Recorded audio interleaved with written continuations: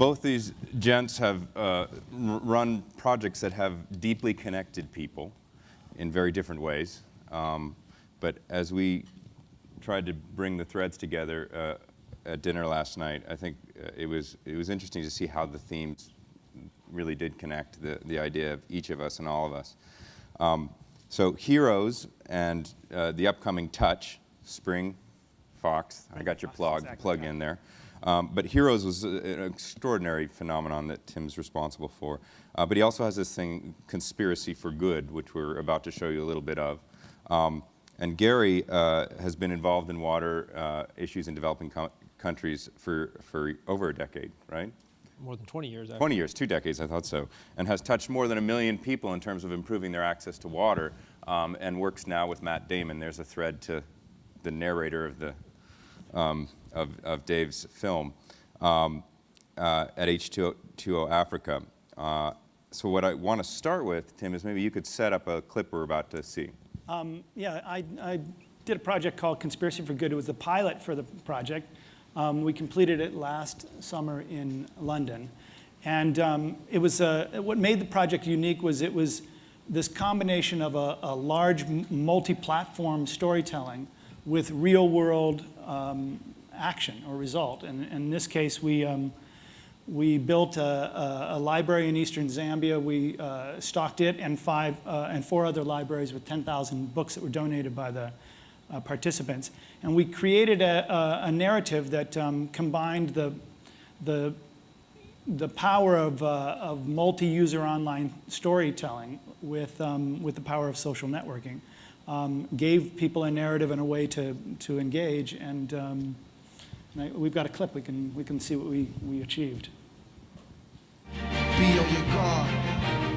In 2010, London witnessed the global launch of the Conspiracy for Good, a new form of entertainment called social benefit storytelling, which allowed people's participation inside a story to do real good in the real world. Released across the web, mobile and music, it became the most ambitious cross-platform story ever launched. And this is the story they told. Recording artist Nadira X puts her career on hold to build a library for an elementary school in Zambia. But British-based multinational Blackwell Briggs halts construction of the library to make way for an oil pipeline. Nadira uncovers a document proving the company's claim to the land is false and sets out on an epic journey to London to expose their fraudulent actions. Moved by Nadira's mission, people from around the world joined an ancient secret society known as the Conspiracy for Good.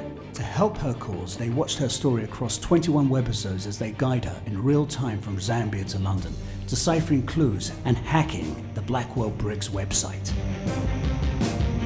When Nadira arrives in London, the action bursts from the web and onto the streets, with 4 weeks of real-world gameplay and live theatre where conspirators take part in digital scavenger hunts to solve the story's mystery and celebrate the day's action with secret underground concerts. In the end, urgent calls via social media networks result in flash mobs that overwhelm security forces and topple Blackwell's corrupt CEO. And to complete Nadira's mission, the audience used in-story tours to help her build a real library in Zambia, $1 and 1 book at a time. You can't stop me. No, you can't stop me. If you're not a man, you can't stop me. Not at all. You can't stop me.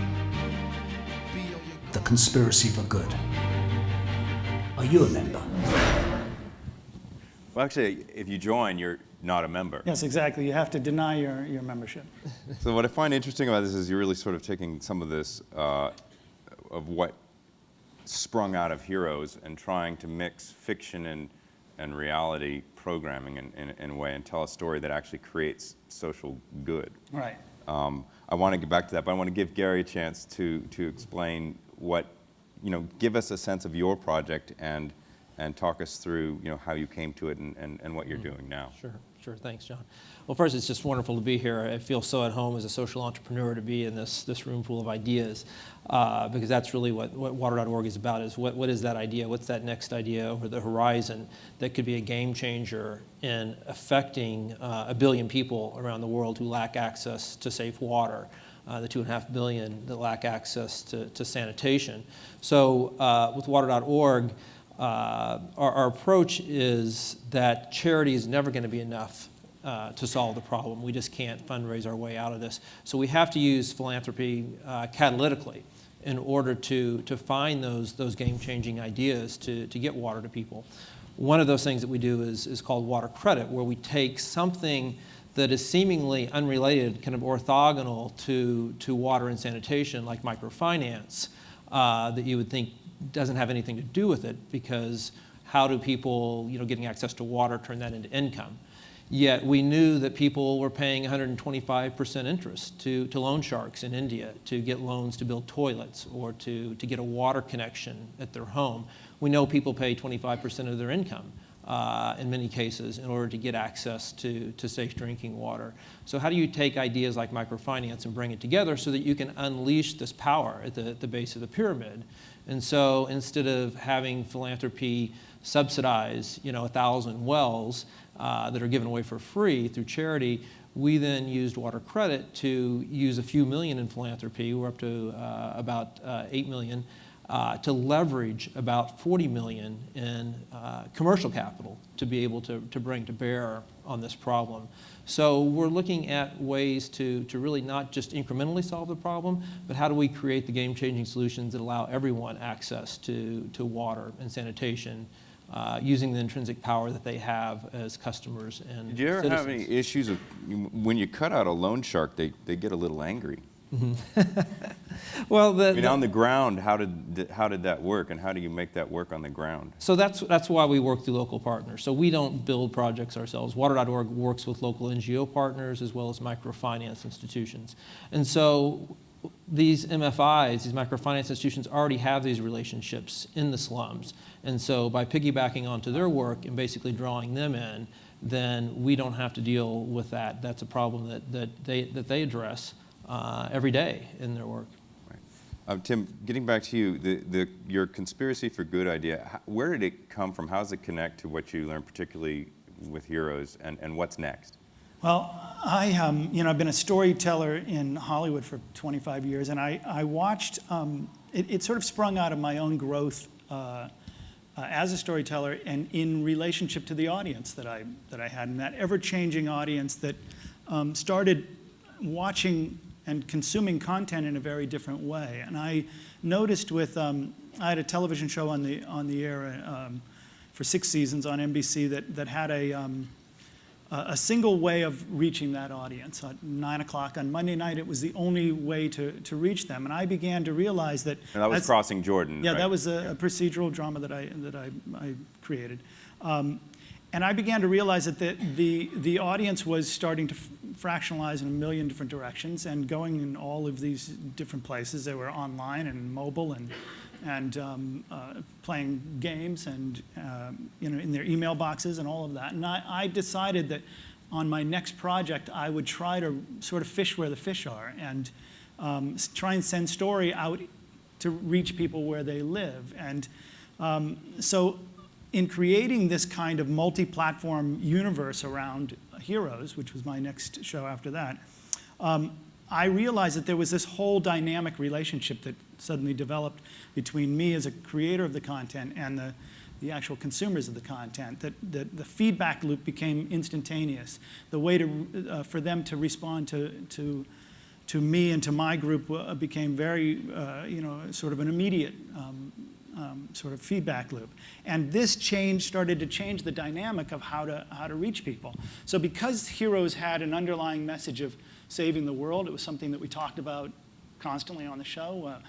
The show was ultimately a comic book kind of aura underneath it, but the message of the show was about global consciousness and about interconnectivity and about saving the world. And so I started to think, well, what would happen if we took this underlying save the world message and rather than have it play out in fiction, roll it out into the real world, and utilizing this ability to have a feedback loop with your audience, how do we create and engage an audience to insert themselves inside the narrative so that they could become a part of the story themselves? Now, you have a funny story, which is that even though Heroes had a huge online audience and would draw thousands and tens of thousands of people to like Comic-Con, Right. At some point the ratings went down a bit and you got canceled. Right.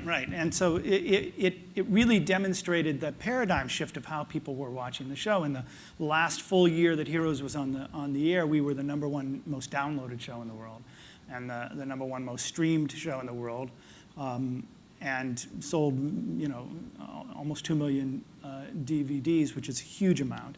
And then we were canceled 4 episodes later because the ratings had slid, and the ratings had slid because we were the #1 most downloaded show in the world, #1 most streamed show in the world. But those two things were. I think there's actually something of a connected. theme there that our host company might have a few things to say about over the course of the next year or two. But do either of you? I mean, I think what you both have hit is some structural impediments that you're starting to figure out, or you have figured out how to route around. And many of the issues in those structural impediments have to do with economics, right? You realize that putting people in charge of their own destiny from a financial standpoint is how you solve a problem like water. And you realize that your NBC has to have a certain rating because it's the only way they know how to make money. Yeah. And if they can't get that rating, you can't make your show. So what's next, for both of you? Or maybe I should ask a different question. What are you frustrated by right now that you see as a hurdle/opportunity? I'll let Gary. So I think it's frustrating to figure out how do you create this movement around global water supply and sanitation. I mean, it's this massive problem. We've known how to make water safe for more than 100 years in this country.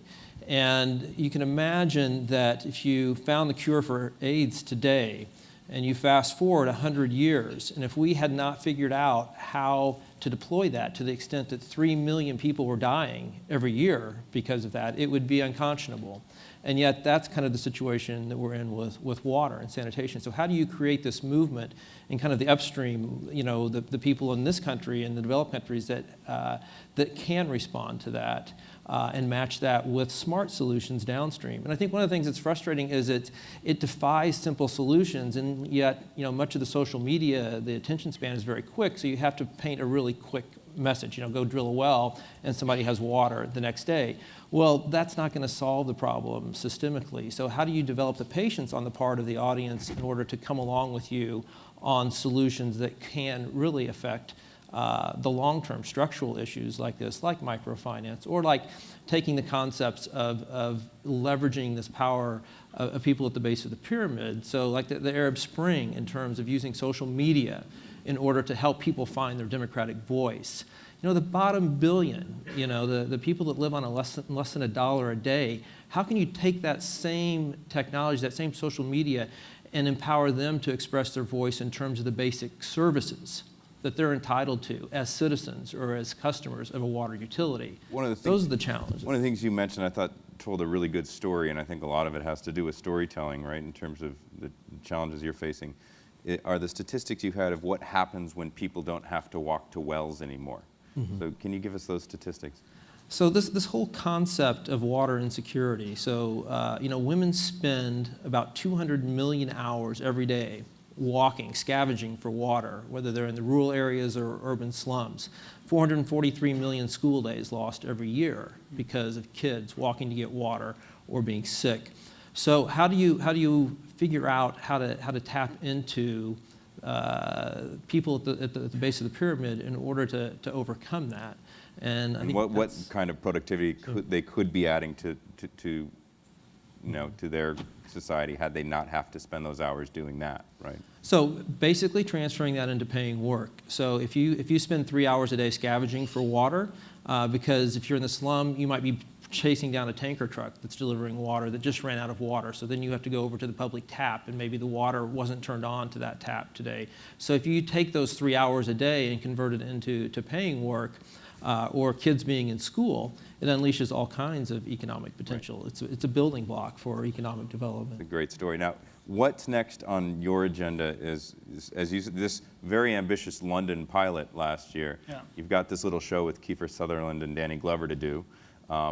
How is that my- connected? my day job. Your day job, right? How is that connected to what sort of phase 2 is of Conspiracy for Good? Well, right now, the Conspiracy for Good is in a dormant phase, and as it has throughout history. By the way, the Conspiracy for Good is an ancient secret society that has existed that you didn't know existed, and has quietly been responsible for all of the major philosophic and political and artistic advancements of the last 2,000 years. You just didn't realize it. But now It's good of you to tell us about it. now it's bubbled to the surface, and you can actually become a non-member, and the clues to its missions are all around you with the right tools.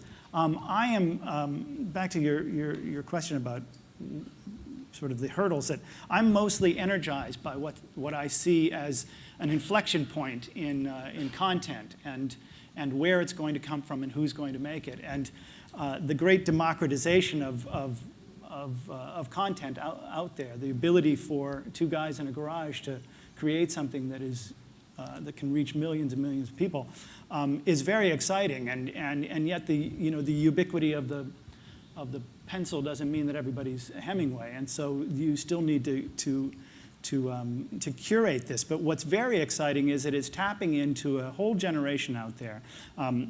When I saw the Heroes fans that sort of congregated around the show, they were a demographic that was not normally reached by philanthropic ideas. They were not in their earning years and don't have a lot of disposable income, but what they do have is this enormous ability to find one another, to connect, and this incredible passion. And so if you can harness passion around a narrative, around a single idea, around the idea of joining a secret society and going out into the world with a lightsaber of a mobile device and using it to find clues and to give money, I think it's a way to activate and engage and get people out of their homes and into the real world.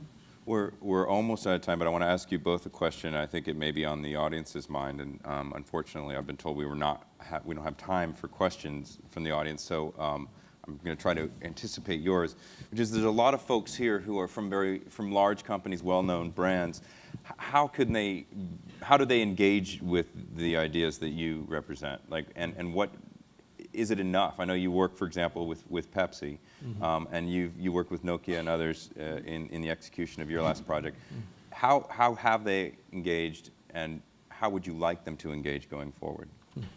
Well, we've had support from the PepsiCo Foundation, from Levi's, MasterCard Foundation. So we've had great partners that engage in a way that help us scale these solutions once they're discovered, once those game changers are out there. So that's been tremendously beneficial. So with Water Credit, we've been able to do that, where we pilot it with funding from the Michael and Susan Dell Foundation, for instance, very high risk, potentially high reward initiative, and then we can scale. So with Water Credit, just in the past year, we booked about $14 million in new philanthropic capital from folks like MasterCard and Pepsi and Levi's. But what we need to do is look at this from a portfolio approach. How do you discover the next Water Credit? So what we're doing is launching the new Ventures Fund, which is a $10 million fund. Matt put in the first $1 million.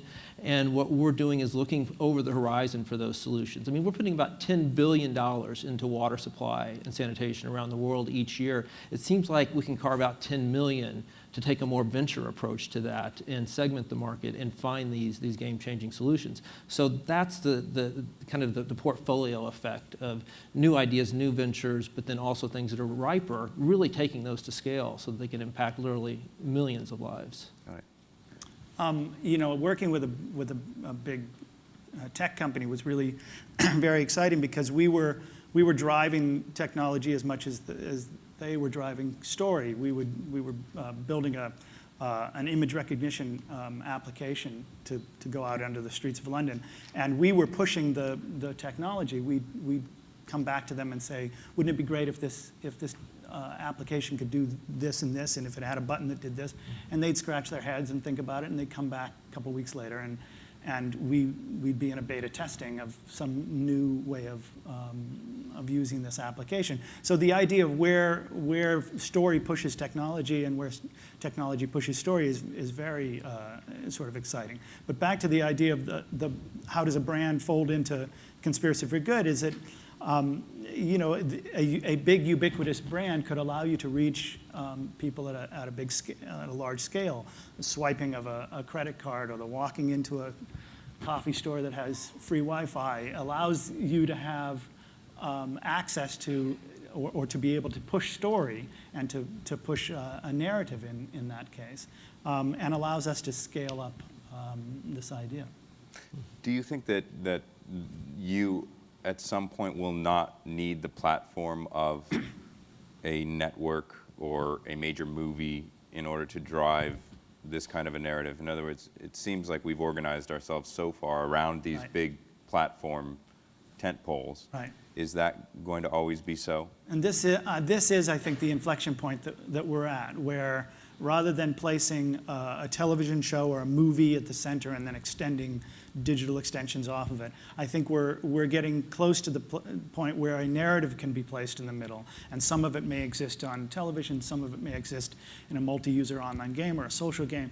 And you as a consumer and as an audience would live inside the center of this and have a kind of virtuous cycle with the devices that you have and the content that you're getting. And so we are getting to, I think, a point when a social game may have just as many viewers or audience as the mothership used to be the mothership of a television show. Right. Great. I'd like to keep going, but I feel like I should stop us when we're being asked to stop. So please join me in thanking these two amazing people for coming to Google Zeitgeist.